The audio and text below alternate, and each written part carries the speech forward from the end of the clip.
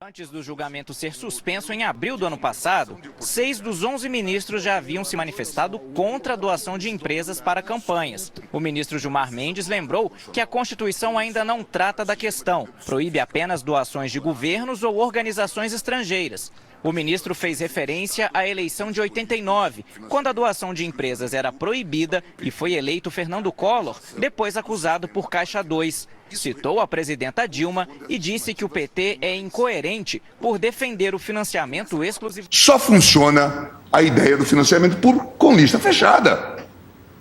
Do contrário, é uma gafe tremenda. Porque em lista fechada, apresenta-se o partido como candidato e vota-se naquela lista. É isso que se queria nesta ADIM. E envolveu-se o Supremo nesta trama, nesta conspirata. O último painel do seminário, vou ler, foi dedicado ao tema do financiamento público de campanhas. Falaram o deputado federal José Eduardo Cardoso, o jurista Alexandre Cruel Jobim e o professor Lúcio Renaud. A Ordem dos Advogados apoia, em linha de princípio, o financiamento exclusivamente público de campanhas. Tal sistema pressupõe necessariamente a adoção combinada de escrutínio por lista pré-ordenada, tanto pela necessidade, estou lendo o relatório, está nessa. Depois teve até a oportunidade de discutir isso em audiência pública. Tanto pela necessidade de se reduzir drasticamente o custo das campanhas, como para evitar que recursos do erário financiem uma disputa mercadológica entre candidatos do mesmo partido. A posição da ordem baseia-se nos seguintes fundamentos. Estou lendo. A conjugação das campanhas milionárias e financiamento privado tem produzido resultados desastrosos para a autenticidade do processo eleitoral e para a transparência das relações entre o poder público e os agentes econômicos. Embora interligados em cada um desses problemas, justificam um comentário específico. Em primeiro lugar, as campanhas assumiram um custo proibitivo, afastando da política os candidatos que não disponham de recursos necessários. O financiamento exclusivamente público, combinado com a lista pré-ordenada, reduziria os custos e produziria um novo equilíbrio na disputa eleitoral, além de favorecer a disputa ideológica. Estou grifando. O financiamento exclusivamente público, portanto, o mote desta ação era conseguir no Supremo o financiamento público. Fazer com que depois, no Congresso, aprovasse a lista, porque não se conseguiu fazer com que nós reescrevêssemos a Constituição. Esse é o risco, ministro Fux. A questão é muito séria para o papel da Corte enquanto jurisdição constitucional. O que se pretendeu fazer? O financiamento exclusivamente público, combinado com lista pré-ordenada, reduziria os custos e produziria um novo equilíbrio na disputa eleitoral, além de favorecer a disputa ideológica. Sem querer fazer troça, não sei como que isso favoreceria a disputa ideológica, talvez entre as facções A, B e C do mesmo partido.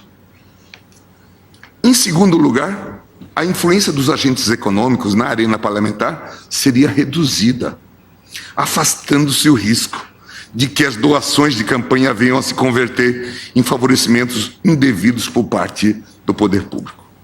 Ato contínuo, o conselheiro Cláudio Pereira de Souza Neto, presente, e o procurador da República, Daniel Sarmento, apresentaram representação. Curioso. Não estou inventando nada, estou contando aos senhores a história como ela ocorreu. Ao Conselho Federal da Ordem dos Advogados, solicitando o ajuizamento, ministra Carmen, certamente não era no seu tempo como conselheira, da ação direta em face dos dispositivos da lei. Se isto não for uma conspirata, eu não sei qual é o nome que se pode dar a isso. Isto é grave, muito grave. Esta ação é muito séria.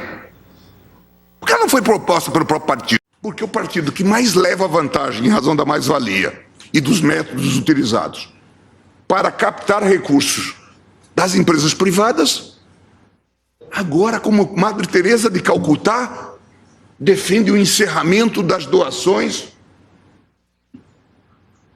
das empresas privadas. Eu quase que me emociono, quase que vou às lágrimas. Mas realmente vou ter que conter as lágrimas, porque é uma conversão que certamente merece algum tipo de canonização. Será que nos tomam por idiotas? Será? Essa conversão. O partido consegue captar recursos na faixa dos bilhões de reais, continuamente tendo como base os contratos de uma empresa estatal do tamanho da Petrobras. E nós só estamos falando da Petrobras. E passa o seu defensor, coloca no plano de direitos humanos, defende bravamente o julgamento da inconstitucionalidade da doação das empresas privadas. Eu fico emocionado, sabe? Eu realmente me toca o coração. Eu acabei sendo relator das contas da presidente Dilma e aprendi muito com a relatoria. Inclusive vou poder falar agora na próxima semana a propósito disso. O que acontece nas contas, não é? Nós sabemos que o problema hoje não está só no financiamento, mas na forma de gastar, né? E isso a gente só sabe quando examina contas de campanha. De modo que eu acredito que foi útil para o tribunal ter uma parada para reflexão, para fazer uma avaliação dessa temática. Eu também estou convencido, todo mundo diz, a doação tem a ver com uma troca, com a corrupção. O que nós estamos vendo hoje, de forma muito clara, essa questão que está posta aí, Lava Jato, tem a ver com campanha eleitoral? Não. Ou só em parte. A rigor, o que nós temos? Um sistema estruturado de corrupção. Veja, o gerente da Petrobras, Barusco, que agora virou uma medida monetária, né? Quer dizer, o que ele aceitou devolver corresponde exatamente aos gastos de campanha da presidente. 360 milhões, algo por aí. Então, o que nós estamos aprendendo? É que esse sistema de corrupção não tem diretamente a ver com campanha eleitoral. Tem a ver com o quê? Com um modelo de governo, com um modelo de governança, uma prática de governar. Mas durante o processo eleitoral, Durante o processo eleitoral e fora dele. Ou a gente acha que os quadros que o Duque recebeu tem a ver com campanha eleitoral e toda essa dinheirama que está passeando tem a ver... A não ser que a gente saiba também, e talvez se saiba, que há dinheiro do partido no exterior. Mas isso as investigações têm que... Quando se fala que 3% ia para o partido, aí as investigações têm que indicar. Pode ser um modelo que se... Mas, de qualquer forma, nós sabemos que esse dinheiro estava alimentando todo o sistema político e certamente muitas famílias, não é? Ok, ministro, obrigado. Esse partido também, temos que reconhecer, é um partido de vanguarda, procurador-geral. Porque instalou o financiamento público de campanha antes de sua aprovação.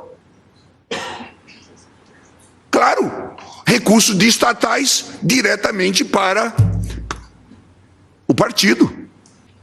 O esquema se afigura como um verdadeiro método de governo. Um método de governar.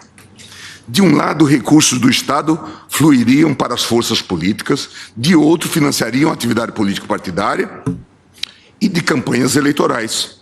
A corrupção de agentes públicos, a manutenção da base partidária fisiológica, a compra de apoio de imprensa e de movimentos sociais e, claro, que ninguém é de ferro, os luxos dos atores envolvidos, casas, iates, apartamentos, reformas de apartamentos de namoradas, amantes, mãe e tudo mais. Ou seja, cuidava-se de um método criminoso de governança que visava a perpetuação de um partido no poder por meio, e aí é relevante a discussão sobre a estação, ministro Fux, do asfixiamento da oposição. Essa é a questão-chave nesse debate e que não veio à tona até então. Por quê, ministra Carmen? se nós pudéssemos dizer, e não tivesse havido o episódio do Lava Jato, que agora o financiamento só poderia ser público ou só de pessoas físicas, nós estaríamos decretando a falência de qualquer sistema de oposição. Por quê? Porque o partido da situação não precisa de dinheiro. A Lava Jato está nos propiciando informações sobre como se governa o Brasil. E essa ação que foi movida pela OAB corresponde também a uma posição que o PT tem defendido, de que quer financiamento público ou financiamento de pessoas físicas, não é? Portanto, o que eu demonstrei é que o partido já está financiado de forma bastante robusta, e acho que os senhores podem verificar que, se todos os recursos foram para o partido, ele tem hoje da corrupção da Petrobras algo como 2 bilhões ou alguma coisa do tipo. Entre a concepção desta ação e o início do julgamento, houve muitas mudanças, inclusive no cenário político. Entre o início do julgamento e a data de hoje, mudanças radicais. Eu me regozijo pelo fato de ter pedido vista, ministra Rosa, porque hoje nós sabemos muito mais do que ontem.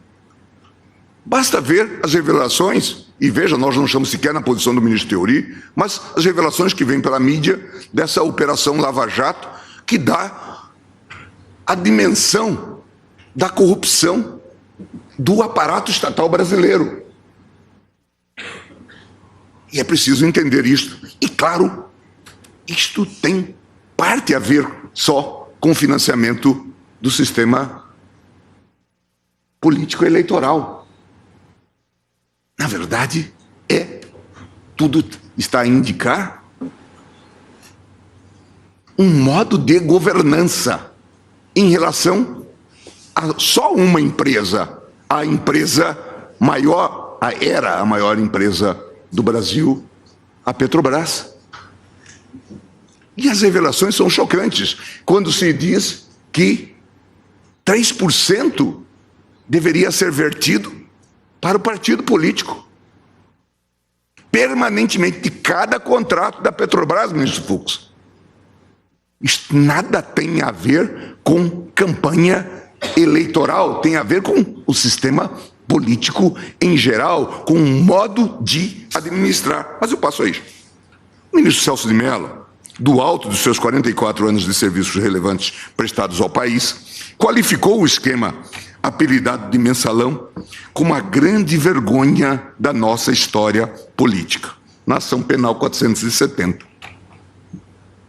Hoje, nós vimos quão modesto foi o mensalão, orçado em 170 milhões. Não corresponde sequer a esse valor, essa nova moeda, nessa nova unidade monetária chamada de barusco. Um barusco, 100 milhões de dólares, já são 360 milhões. Que não era para finalidade partidária, era para apropriação. Um subgerente da Petrobras guardou para si. Ou seja, lá para quê? Para distribuir 100 milhões de dólares.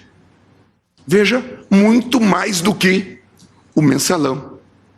Se nós formos rigorosos, daqui a pouco o mensalão terá que ser julgado em juizado de pequenas causas. Na verdade, o que se instalou no país nesses últimos anos, está sendo revelado na Lava Jato, é um modelo de governança corrupta. Algo que merece um nome claro, de cleptocracia. Isso que se instalou. Isso é evidente. Veja o que fizeram com a Petrobras, veja o valor da Petrobras hoje. Por isso que se defende, eu falei isso, por isso que se defende com tanta força as estatais. Não é por conta de dizer que as estatais pertencem ao povo brasileiro, porque pertencem a eles. Eles tinham se tornado donos da Petrobras. Esse era o método de governança. Infelizmente, para eles, e felizmente para o Brasil, deu errado. Isso revelou, e nós estamos nesse caos por conta desse método de governança corrupta. Nós temos hoje, como método de governança, um modelo cleptocrata. E veja, dizem, não roubam para o partido. Não roubam só para o partido, o que está se revelando. Roubam para comprar quadros.